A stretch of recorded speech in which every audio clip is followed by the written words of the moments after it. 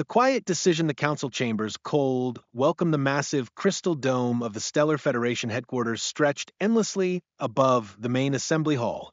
Sunlight from Nexus Prime's twin stars filtered through the transparent walls, casting rainbow patterns across the polished floors where representatives from 47 different worlds gathered for the morning session. Ambassador Sarah Chun walked quietly through the curved corridors, her simple navy uniform a stark contrast to the elaborate robes, ceremonial armor, and bioluminescent displays worn by the alien delegates around her. Sarah had represented humanity in the Federation for 8 years. She understood the looks, the whispered conversations that stopped when she approached, and the way other ambassadors would nod politely before completely ignoring everything she said. Today felt different, though. Today would be the last time she walked these halls as Earth's voice in galactic politics. The dismissive debate the morning session began with the usual ceremony. High Chancellor Vex Tai of the Zalarian Empire called the assembly to order, his towering insectoid frame clicking and humming as he spoke. The first item on the agenda was Resource Allocation Resolution 4471, a proposal that would determine mining rights across 12 human-settled systems in the Outer Rim. Sarah had submitted detailed reports about these colonies, explaining how human terraforming techniques had made the planets habitable and how the mining operations supported over 2 million human families. Senator Krillnex of the Aquatic Collective spoke first, his translation device converting his underwater language into standard Federation speech. The resolution is straightforward. These outer rim systems contain valuable crystals needed for our deep space communication networks. We propose relocating the current inhabitants to more suitable worlds and establishing proper mining facilities. Sarah pressed the button to request speaking time. The indicator light showed she was 7th in the queue. She listened as delegate after delegate discussed the proposal as if the human colonies were empty space waiting to be developed. The crystalline hegemony wanted exclusive extraction rights.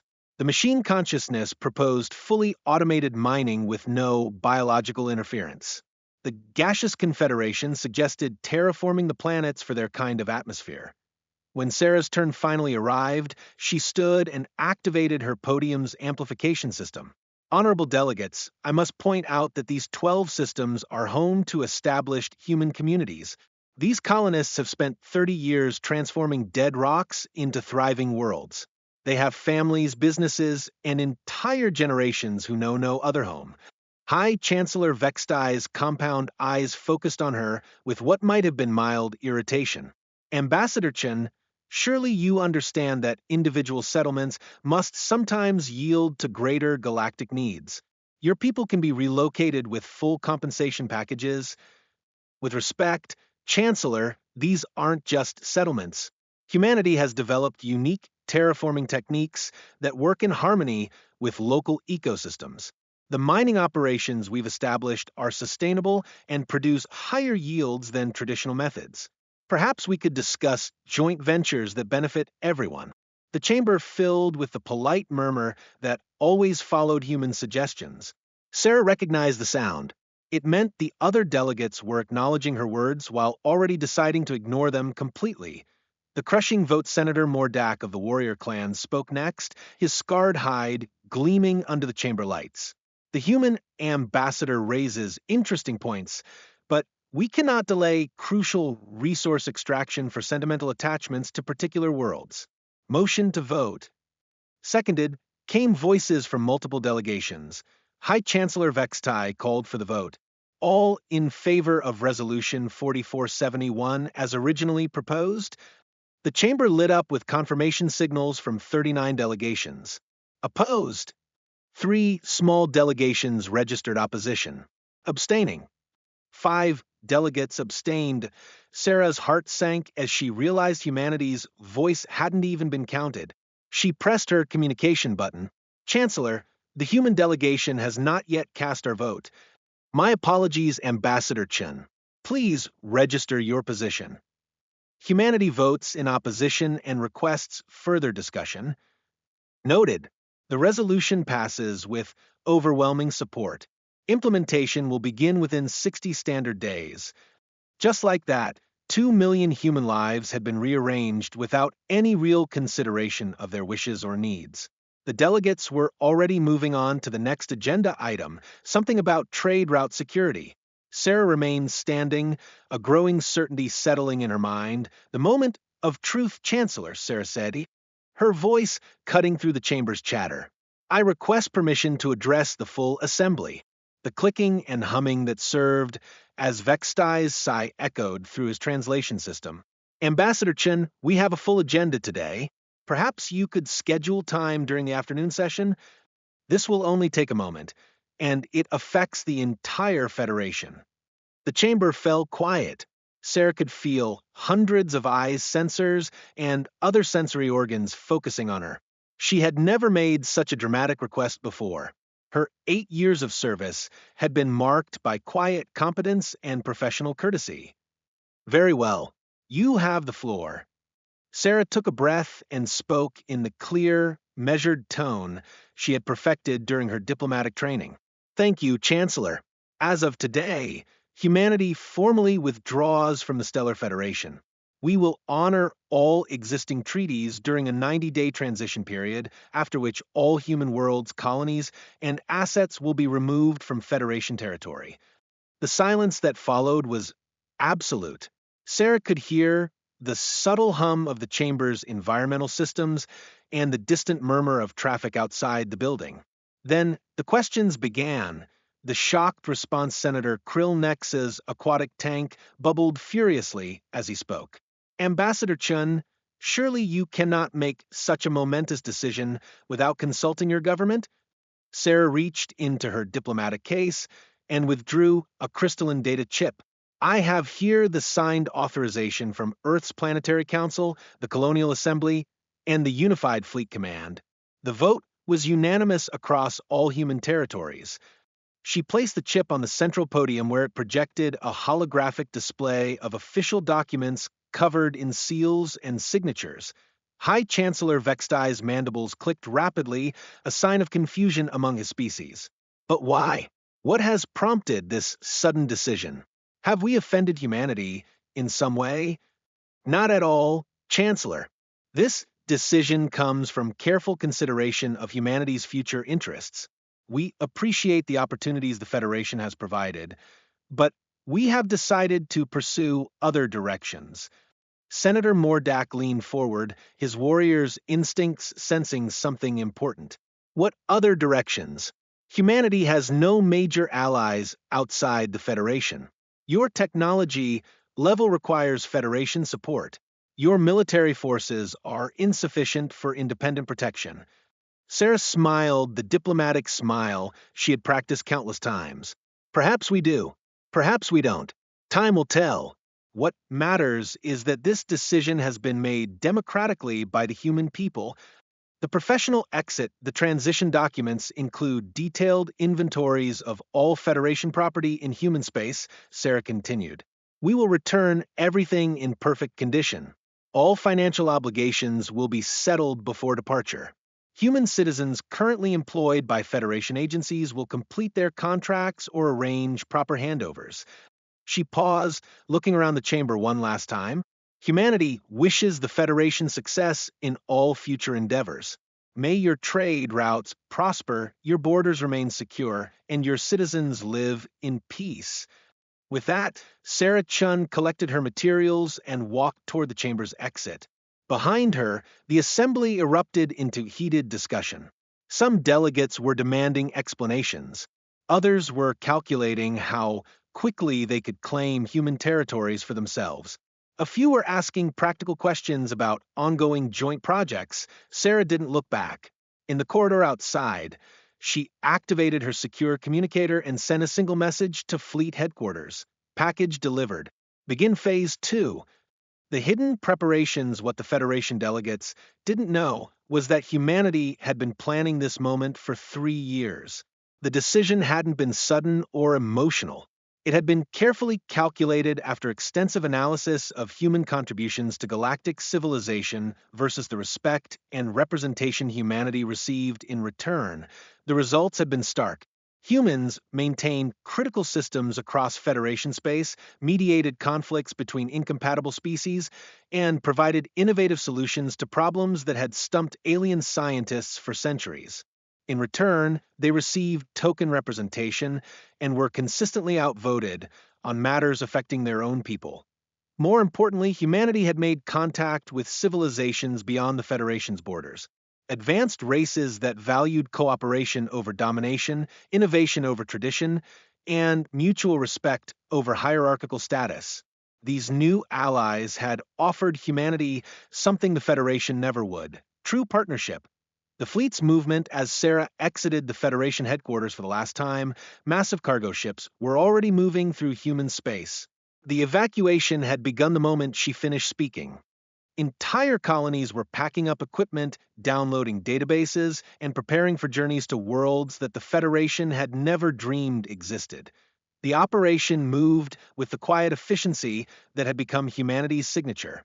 No threats were made, no ultimatums were delivered, no dramatic speeches about justice or revenge echoed through the communications networks. Humanity simply began the process of leaving, taking their knowledge, their innovations, and their unique ability to make impossible things work. In orbit around Earth. Admiral Marcus Webb stood on the bridge of the exploration vessel New Horizons, watching transport ships emerge from hyperspace with the precision of a perfectly choreographed dance. Each ship carried families, equipment, and dreams toward a future that the Federation could never provide. Phase 2 is complete, Admiral, his operations officer reported. All civilian transports are on schedule. Military assets are standing by for Phase 3. Admiral Webb nodded. The hardest part wasn't leaving. The hardest part would be watching what happened to the Federation once they realized what they had actually lost. But that would be the Federation's problem to solve. The last human ship cleared Federation space exactly 90 days later, leaving behind empty worlds, silent facilities, and the beginning of problems that would take the aliens years to fully understand. The mechanical breakdown 6 months of Silence Chief Engineer Zalthor stood in the main control room of the Caridian mining complex, staring at displays that showed declining efficiency across all operations. 6 months had passed since the humans left, and what should have been a simple transition was becoming a nightmare of cascading system failures. The massive facility, which had operated flawlessly for 12 years under human management, was falling apart despite having the galaxy's most advanced alien engineers working around the clock.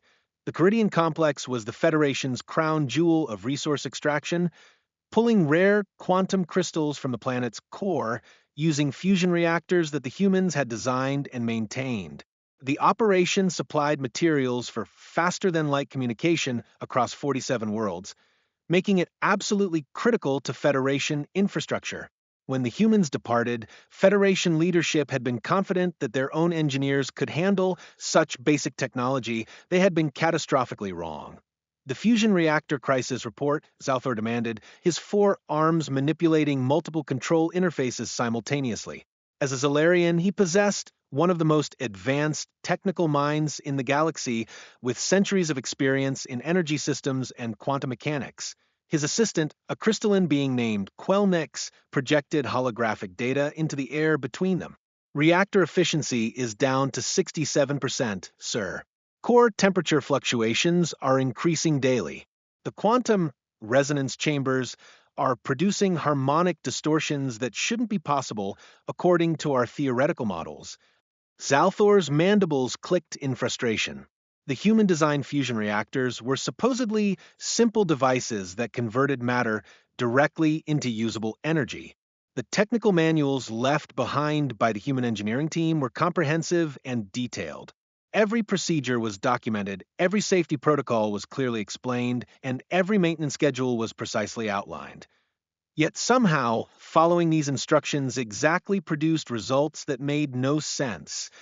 Have you tried recalibrating the magnetic containment fields according to Section 7.3 of the Human Manual?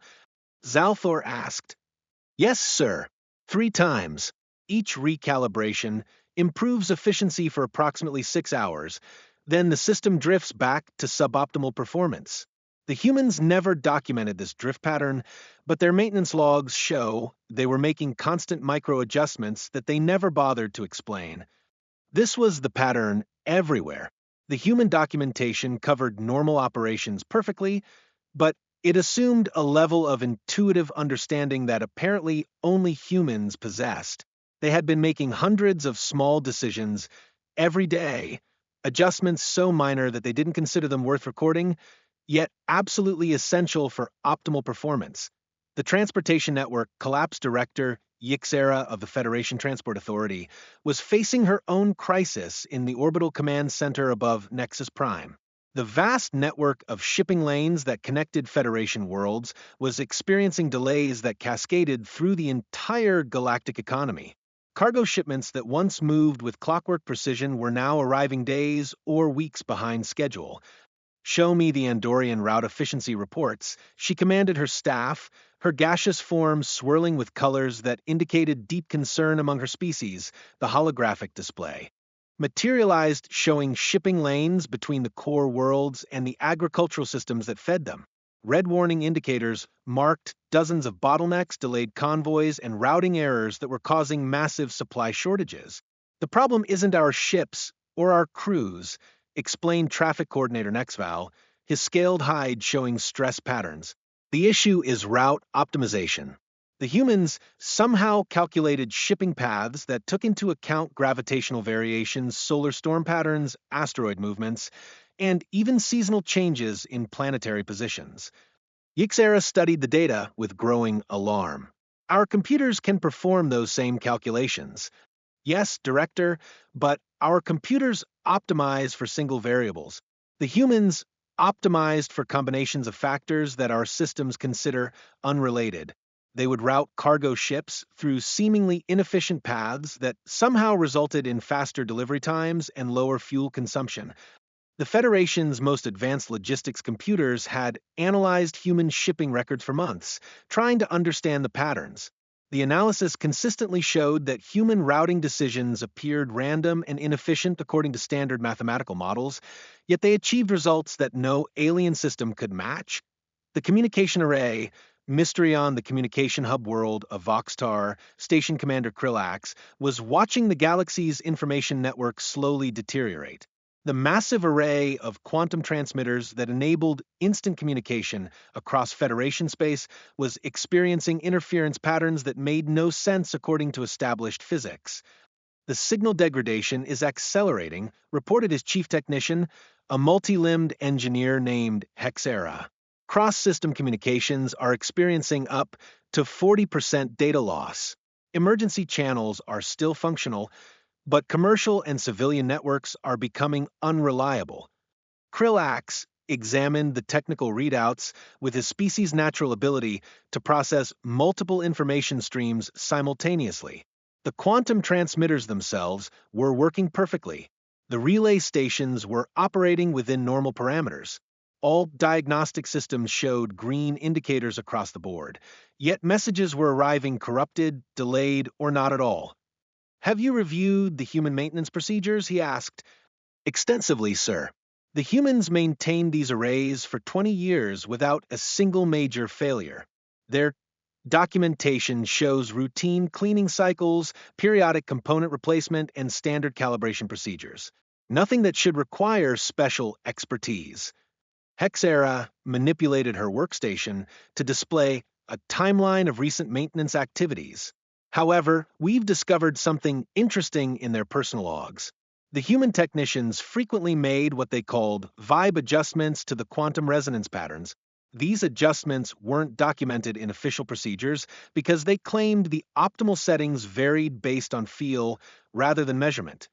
The concept of adjusting advanced technology based on intuition rather than precise calculation was incomprehensible to most alien engineers. Their training emphasized following exact procedures and trusting instrument readings over subjective impressions. The idea that optimal performance might require subjective judgment seemed almost primitive. The manufacturing shutdown on the industrial world of Fabricon Prime, production manager Thexmol was facing the complete collapse of the Federation's most important manufacturing facility. The automated production lines that created everything from personal devices to starship components had been running continuously for 15 years under human supervision. Now, they were shutting down one by one as quality control systems rejected products that met all technical specifications but somehow failed to function properly. The molecular assemblers are producing components with perfect atomic structure, explained Quality Supervisor Bexrin, her crystalline body flickering with frustrated colors. Every measurement we take shows products that exceed Federation standards. But when these components are installed in finished devices, system failures occur within hours.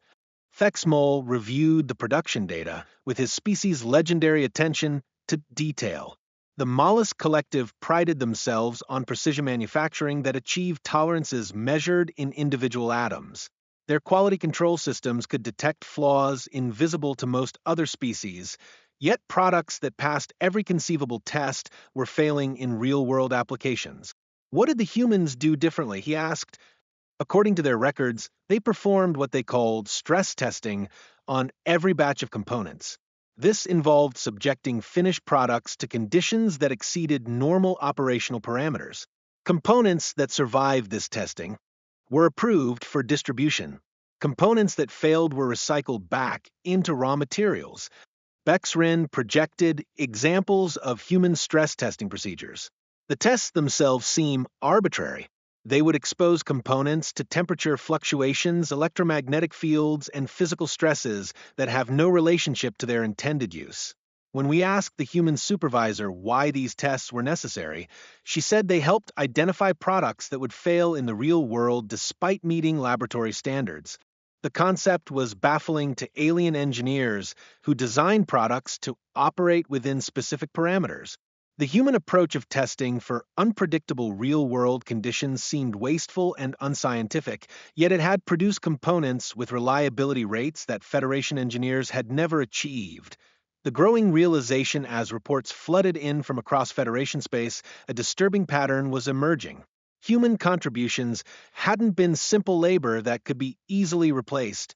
Humans had possessed an intuitive understanding of how complex systems actually behaved rather than how they were supposed to behave according to theoretical models. They had bridged the gap between perfect engineering specifications and imperfect real-world conditions. They had made systems work not just on paper, but in practice, under stress, with worn components, and in environments that designers had never anticipated. High Chancellor Vextai convened emergency meetings almost daily as the scope of the crisis became clear. Mining output was falling. Transportation was becoming unreliable. Communications were degrading. Manufacturing quality was declining. Each problem seemed minor by itself, but together they represented a comprehensive failure of Federation infrastructure. How long until we can restore normal operations? He asked his assembled experts during one particularly tense session. The answers were universally discouraging. Chief Engineer Zalthor estimated 18 months to reverse engineer human fusion reactor techniques. Director Yixera projected 2 years to develop new transportation routing algorithms. Station Commander Krillax couldn't provide any timeline for solving the communication array problems. Most disturbing of all, these estimates assumed that alien engineers could eventually replicate human capabilities. There was growing evidence that humans possess cognitive abilities that other species simply lacked, making some human achievements potentially impossible to duplicate. The first admissions in private conversations away from official meetings, Federation leaders were beginning to acknowledge uncomfortable truths. Humanity hadn't been junior partners in galactic civilization. They had been essential components that made the entire system function. Senator Mordak of the Warrior Clans put it most bluntly during a classified security briefing. We treated humans like useful pets because we couldn't understand what they were actually doing. We saw them operating simple machines and assumed they were performing simple tasks. We never realized they were solving complex problems that we didn't even know existed. The Federation's greatest minds were slowly discovering that human intelligence worked differently from any other known species. Where aliens excelled at following precise procedures and optimizing single variables, humans excelled at adapting to unexpected situations and balancing multiple competing factors simultaneously. This difference had been invisible as long as humans were present to handle the tasks that required their unique cognitive abilities. Now that they were gone, the gaps in alien understanding were becoming devastatingly apparent. That as the sixth month of humanity's absence ended, Federation officials were finally beginning to ask the questions they should have asked years earlier. What exactly had humans been doing? How had they made impossible things work? And most importantly, how could the Federation function without them? The answers to those questions would prove even more disturbing than the problems they were already facing. The economic collapse 1 year of devastating decline Federation Economic Council Chairman Vex Thill stood before the massive holographic display in the Emergency Economic Summit Chamber, watching red indicators spread across the galactic trade map like a deadly infection. 1 full year had passed since humanity's departure, and what had begun as minor technical difficulties had evolved into the worst economic crisis in Federation history. The numbers floating in the air before the assembled delegates told a story of systematic collapse that no one had thought possible. Trade volume has decreased by 43%, Vexthil announced to the gathering of economic ministers from across Federation space. Industrial output has fallen by 57%. Unemployment has reached levels not seen since the Dark Wars 3 centuries ago. Most critically, our food production systems are failing at an accelerating rate. The chamber filled with the nervous sounds of various species under stress. Crystalline beings flickered with worried colors, gaseous entities swirled with dark patterns, and reptilian delegates showed the scale discoloration that indicated deep anxiety among their kind. The agricultural catastrophe minister of food production, Kilnara, stepped forward, her aquatic suit bubbling more rapidly than usual as she prepared to deliver news that would shock even this crisis-hardened assembly. As a member of the aquatic collective, her species had managed food distribution across the galaxy for over 2 centuries, feeding billions of beings with methodical efficiency. The situation in our agricultural sectors has moved beyond critical, she began, her translation device carrying the urgency in her bioelectric communications. 17 major food-producing worlds are experiencing crop failures that threaten mass starvation. The terraforming systems the humans established on these worlds are breaking down in ways our agricultural specialists cannot understand or repair. She activated a detailed projection showing the agricultural world of Verdania Prime, once a lush paradise that fed 30 billion beings across 12 star systems. The images revealed vast fields of withering crops, brown patches spreading across continents that had been green and productive for decades. The humans didn't just plant crops, Kilnara continued. They created integrated ecosystems that balance soil chemistry, atmospheric composition, weather patterns, and biological cycles in ways that seem simple, but were actually incredibly complex. When we try to maintain these systems using standard agricultural techniques, everything falls apart. Economic Minister Thaxron of the Manufacturing Guild leaned forward, his metallic form clanking with the servo-assisted movements his species required in standard atmosphere. Explain how farming techniques can be so complicated that our best scientists cannot replicate them. Kilnara's suit bubbled more violently as she struggled to explain concepts that challenged everything the Federation thought it knew about agriculture. The humans called it working with nature instead of against it. They would introduce what seemed like random elements into their farming systems. Certain insects that appeared to serve no purpose, plants that didn't produce food but somehow improved soil quality, and water management systems that followed no logical pattern we can identify. She displayed examples of human agricultural records that showed decisions that made no sense according to established farming science. Humans would plant specific crops in certain fields based on what they called soil health rather than chemical analysis. They would adjust planting schedules based on weather patterns that their own meteorologists said were irrelevant. They would introduce predator species to control pests in ways that should have disrupted the entire ecosystem but somehow improved it instead. The Manufacturing Collapse Industrial Coordinator Nextbaler of the Production Syndicate presented equally disturbing news about the Federation's manufacturing capabilities. His species, known throughout the galaxy for their precision engineering, had been confident they could improve on human industrial methods using superior alien technology and more logical procedures. We have been forced to shut down 68% of our primary manufacturing facilities, he reported, his shame evident in the darkened coloration of his crystalline body. The automated production lines the humans designed continue to malfunction despite our best efforts to optimize their performance. The holographic display showed production facilities across Federation space, most of them displaying red warning indicators that signified complete operational failure. These weren't primitive factories that could be easily replaced. These were state-of-the-art facilities that had produced everything from personal electronics to starship components with unmatched efficiency under human management. The core problem appears to be what humans called the integration factor, Nextbaler continued. Our analysis shows that human factories were designed to use technologies from dozens of different species simultaneously. Vorak energy systems powered Nexary precision tools, while crystalline computing systems controlled aquatic material processors. This should have been impossible due to fundamental incompatibilities between these technologies. Chairman Vexthil's compound eyes focused intently on the industrial coordinator. How did humans overcome these incompatibilities? We don't know, Nextbaler admitted. The humans left detailed documentation for operating each individual system, but they never explained how they made incompatible technologies work together.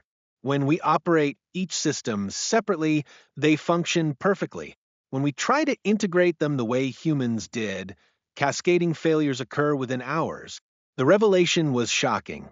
The Federation's greatest technical minds had assumed that industrial integration was simply a matter of proper engineering and careful coordination. The discovery that humans possessed unique abilities to make incompatible systems work together challenged fundamental assumptions about technology and cooperation. The Service Sector Breakdown Commerce Director Zilfa delivered the final devastating report about the collapse of the Federation's service economy. Her species, the Ethereal Collective, had managed interstellar banking and financial services for generations, using their natural ability to process vast amounts of information simultaneously. The service sector that connects our various worlds has essentially ceased to function, she announced, her gaseous form swirling with colors that indicated professional embarrassment. Tourism between worlds has dropped by 87%. Cross-species business ventures are failing at unprecedented rates. Even basic commercial transactions between different species are becoming increasingly difficult. The tourism industry had been a major source of revenue for the Federation, with beings traveling across the galaxy to experience different cultures and environments. Humans had managed the vast majority of these operations, serving as translators, guides, and cultural interpreters who could help alien tourists navigate unfamiliar worlds safely and comfortably. The problem isn't language translation, Zilfa explained. Our universal translators can convert words between any known languages. The problem is cultural translation. Humans somehow understood what different species needed to feel comfortable and safe in unfamiliar environments.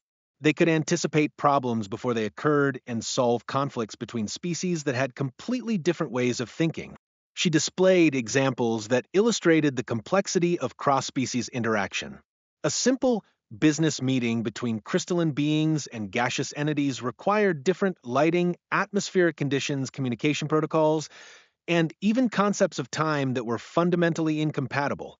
Humans had developed techniques for managing these interactions that seemed effortless but were actually incredibly sophisticated. When a warrior clan delegation visits an aquatic world for trade negotiations, hundreds of potential conflicts arise from basic differences in how these species perceive reality, Zilfa continued. Warriors value direct confrontation and clear hierarchies. Aquatics prefer consensus building and fluid social structures. These approaches are not just different, they are actively hostile to each other. Humans found ways to bridge these gaps that we cannot replicate. The Technology Integration Crisis Chief Technology, Officer MX Vala of the Research Consortium presented the most troubling findings about the Federation's technological capabilities.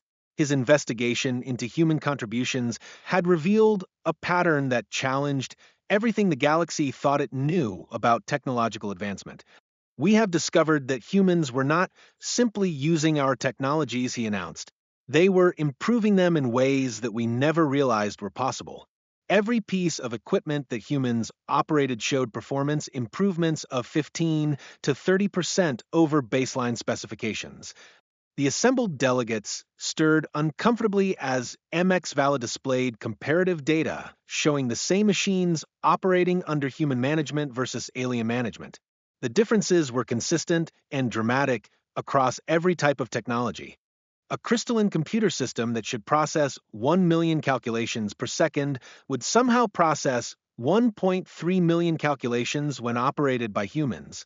A Vorak energy converter with a theoretical efficiency rating of 85% would achieve 97% efficiency under human supervision. These improvements occurred without any modifications to the hardware. Economic Minister Thaxron Servo's word as he processed this information. Are you suggesting that humans possessed some form of technological telepathy?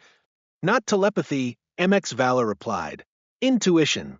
Humans seem to understand how machines actually wanted to work rather than how they were designed to work. They would make tiny adjustments based on sounds, vibrations, energy patterns, and other factors that our sensors couldn't even detect. Most importantly, they would treat each machine as an individual with unique characteristics rather than identical units in a production line. This revelation was perhaps the most disturbing of all. The Federation's approach to technology emphasized standardization, precision, and reproducible results. The idea that optimal performance required treating each machine as a unique entity with individual needs contradicted centuries of scientific advancement. The social fabric unraveling beyond the technical and economic failures, Federation society itself was beginning to fracture. Social coordinator Velkara of the Harmony Institute presented data showing increasing conflict between species that had coexisted peacefully for generations. Interspecies marriages are failing at a rate of 73%, she reported. Cross-cultural educational programs have been discontinued on 15 worlds. Even basic diplomatic protocols are breaking down as species retreat into isolationist policies. The human contribution to social cohesion had been largely invisible because it seemed so natural. Human diplomats, teachers, counselors, and community organizers had served as social bridges between incompatible species, helping them understand each other and work together despite fundamental differences in biology, psychology, and culture. Humans possessed an ability to find common ground between species that shared no evolutionary history and had completely different ways of experiencing reality, Velkara explained. They could help a logic-based mechanical consciousness understand an emotion-driven biological entity, then help both of them work with an energy-based collective mind. Without this bridging function, our multi-species society is fragmenting into isolated communities that cannot effectively communicate or cooperate. The desperate search for solutions as the economic summit continued, it became clear that the Federation was facing a crisis that threatened its very existence. Chairman Vexthil called for proposals to address the cascading failures, but every suggestion revealed new problems that had no obvious solutions. Attempts to hire mercenary engineers from outside Federation space had failed because no other known species possessed the specific combination of skills the humans had provided. Efforts to retrain existing Federation workers in human techniques had achieved minimal success because the methods seemed to require cognitive abilities that other species simply didn't possess. Most disturbing of all, analysis of human equipment and facilities revealed that much of their technology was more advanced than Federation scientists had realized. Devices that had appeared simple were actually incredibly sophisticated, using principles that alien researchers were only beginning to understand. We are facing the possibility that human departure has made the Federation economically unviable, Chairman Vexthil announced as the summit drew to a close. Unless we can find solutions to these problems within the next 6 months, member worlds may begin withdrawing from the Federation to seek alternative arrangements for their survival. The threat was real. Several worlds were already negotiating bilateral trade agreements that bypassed Federation systems entirely. Others were exploring technological solutions that didn't require the integration capabilities the humans had provided. Some were even considering isolation as preferable to continued participation in a failing galactic economy. As the delegates dispersed to return to their struggling worlds, one question dominated every conversation.